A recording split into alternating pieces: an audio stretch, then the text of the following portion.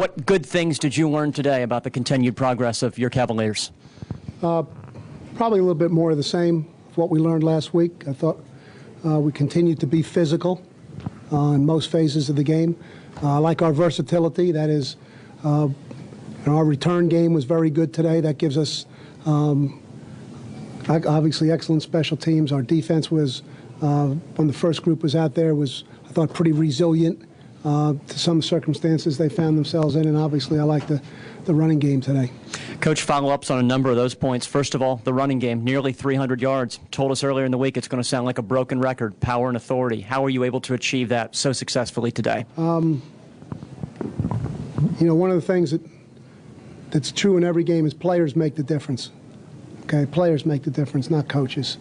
And those offensive linemen, Elton Brown, Yarbrough and their crew, Jason Snelling and the tailbacks with the ball, that's how we did it. Okay, that's how we did it. Your resilient defense, first half, I think Carolina 3 times inside the 10, comes away with only 10 total points. How important were those stops at those moments? Well, the fourth down stop down there the first time was particularly important because that really, when you can do that early, that's a confidence booster. Plus, then we took the ball and went all the way down and scored. So there's a tremendous impact on our team as well as on the other team when you get a turnaround like that. So that was probably one of the major points in the game. What is it about Marcus Weeks and playing North Carolina here at Scott Stadium, another scintillating run back? Yeah, it was a great return on Marcus's part. And, of course, Alvin had a great return, too. Our return guys, Mark's done a great job with them, and they work very hard at it. You know, they can see what it can be. So it's not just another play. They think it's an opportunity for a big play every time. And obviously it has been here 2 or 3 times now. And Marcus did a great job on his, as did Alvin. Mm-hmm. Coach, with Hagans, a second pelt today, didn't have to throw the ball a lot, but when he did so pretty efficiently. Marcus did a nice job with the ball. He was very disciplined with his game. Turned some plays that didn't look like they were going to be real positive plays into positive plays for us. I thought he made some smart decisions as well as his accuracy was good. So here's another positive performance for him. Coach, thanks and congratulations. Thank you. Guys. Now, last year you had a pretty good kickoff return game. Did you see anything in the spring in the fall camp that made you think that you could do some of the things you've been able to do this just in 2 games? Just the way it's personnel. You know, as I say, Greg, players make the difference. We have some kids, I think, who fit the slots for this return that we're running very well. We have some very good return guys, and they're very enthusiastic about it. They work hard at making it go. Outside of that, there's no real genius involved in it. As I said earlier, the players make the difference, and they've done it on these returns. Alan, have you seen all this from Snelling at one time or another in practice, or has any of this, like what he did today, been a revelation to you, too? No, this is, as I said last week at this time, I think it was last week, or maybe it was in the press conference Monday, I said all the questions that I was asked leading up to the season about Jason Snelling, well, this is what the answer was. This is how we plan to use him. And obviously he's a very strong and legitimate threat inside. He really gives us good balance to the rest of our running attack. And I guess you could say, if this offense was a boxer, he's the body punch. Coach, I don't think Heath Miller caught a pass today. What does that say about the versatility of your offense? Well, it just says that Heath must have been doing something else really good to be. There was a lot of balls around the perimeter today, and I said last week was the best blocking game I've seen him have. He concurred with that. I'm sure it was much the same today. We've got a lot more plays out of Patrick Estes today, which was very beneficial to us, also with that group that we had in there. Don't worry. Heath's day will come. There's no doubt about that. This was his day, too. It was just a different kind of day. But that's Heath Miller. You go in there, it won't be anybody happier than Heath Miller today. And he personifies the way the rest of them think. Al, in addition to the yards, could you just kind of comment on very few penalties, only 1, I think, on the offense in the first 3 quarters, and turnovers? I'm real pleased about the turnover part of things. We have a team that everybody feels responsible for what happens to the ball. And, that means linemen, too. They're responsible for what happens to the ball. Guys on defense are responsible for what happens to the ball. When you have a team that has that mentality, that gives you a chance to be pretty ball secure with it, and that makes you hard to beat. You know, if you just keep it yourself, it makes it hard to beat. It makes yourself hard to beat. Offensively, we don't go backwards with penalties. We didn't have too many. We had a couple things deteriorate there late in the game that weren't too pleasing. But with that first group, they were pretty solid. Looked like Marcus at least twice got out of very difficult situations in the backfield and made big plays. I guess that's his game, or you count on some of that? Sure, that's some of the skills that God blessed him with. And, you know, he's got them. He ought to use them all. We encourage him to use them all, but he does it in a disciplined fashion and kept us going, kept some of those drives going with that. Al, early in the game, went for a 4th and short, and it was still relatively close in your own territory. Can you talk about the reasons for going for that? I mean, is that a statement of confidence in your own line, or is it? It was that, plus the fact that our defense had played quite a few plays there because of different circumstances, and wanted to be able to keep the ball. And I had the confidence in the offensive line. I think I wanted them to know that I did also. And they certainly, as I say, players make the difference, and they made the difference on that play. Al, you look like Carolina got a lot of yards and a couple touchdowns off a lot of your reserves. Is there a flip side to that here you've played 2 games and they've gotten a fair amount of time to develop? Well, it's been good that they could play, yeah. This is certainly a lot more than some of the guys who were in the starting lineup. It's certainly a lot more than they got to play when they were young players. It wasn't often that we could get very many guys in the game. Now, they've been in 2 games. By the same token, I would have liked to have seen them play better. And that'll be necessary for more time. You know, it doesn't make any difference whether you're the guy who starts the game or the guy who finishes the game. There's a certain standard of play that's expected, and that's what we're looking for. Do you ever go into a conference game, or did you go into this one thinking it could turn out to be as one-sided as it did? Or No, I certainly didn't have any of those thoughts. You know, I don't see how you can feel that way at this time of the year, Jeff, because, as I say, each coach is still learning more about his team at this time. I tend to throw out a lot of things that happen in the first game, whether they're scouting report information or results. There's too many factors that could lead you to make false conclusions. And that's certainly the way that I went into it, and that was my feeling well into the game.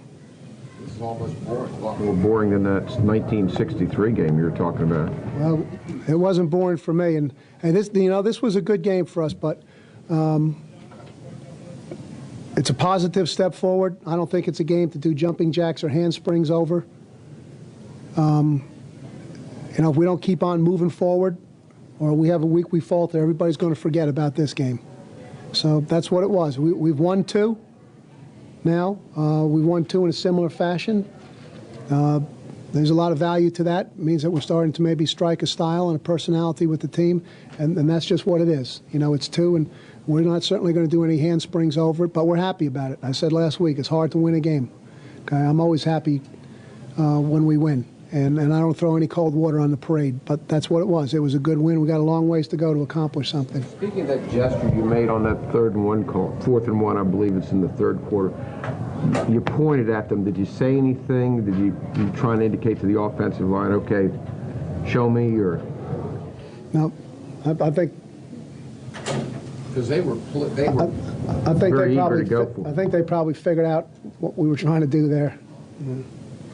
Coach, I think you had 3 running backs score today. Talking about Michael Johnson, I think that's his first college touchdown. Yeah, that was real good for Michael. I thought Michael did some real good things today, and you know, as we've said along, we plan to use the 3 tailbacks in all the games, and as well as the fullback. I think we've got 4 guys who can, you know, provided that we make the holes up front. I think we've got 4 guys who can move the ball for us, and a 5th one when the ball is in Marcus's hands.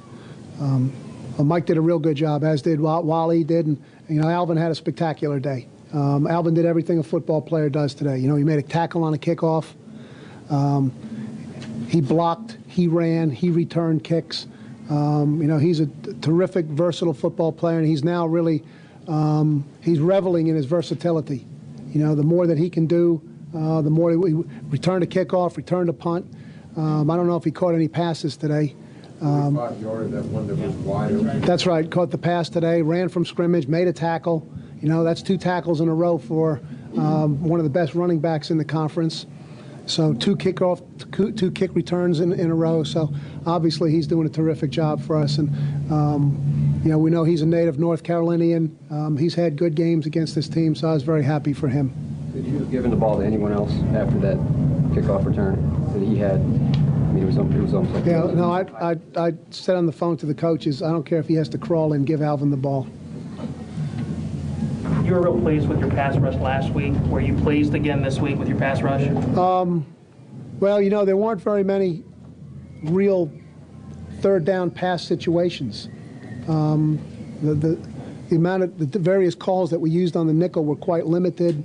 2 of them were those little flare screens. Twice we called it, both of which we played poorly. The last one, when number 6 caught it and ran, the man who was supposed to cover him forgot that he had him.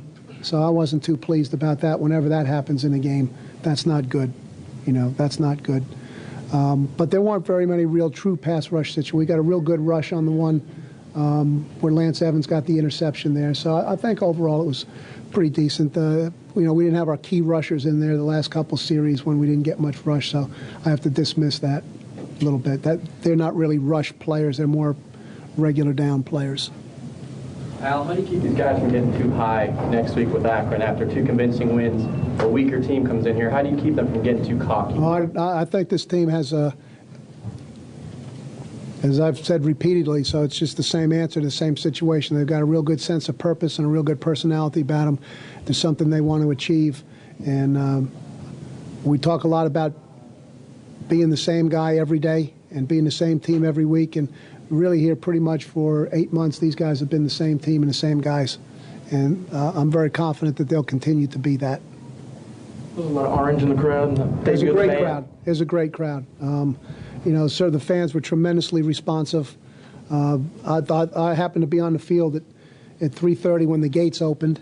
And, you know, historically, the student section has been one that was still filling up halfway through the second quarter. Today, when the gates opened, they were literally sprinting through the gates and racing down the bleachers to get front row seats. And I thought that was tremendous. And I said last year that the students had made a great connection with the team, and it looks like we're going to have the same great connection. And the rest of the stands were great, too.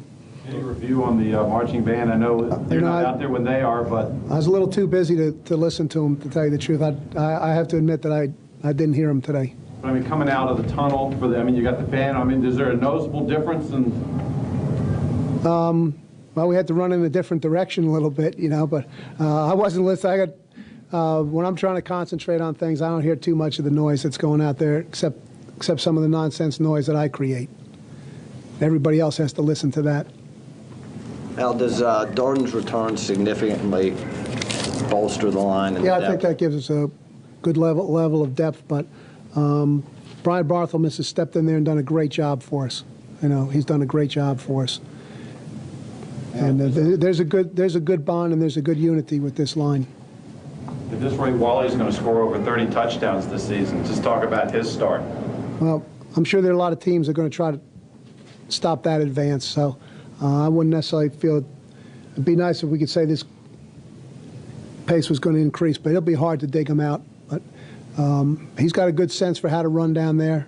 And but those runners, you know, we have a saying around here, runners all run the same when there's no hole, whether that's offense or defense. And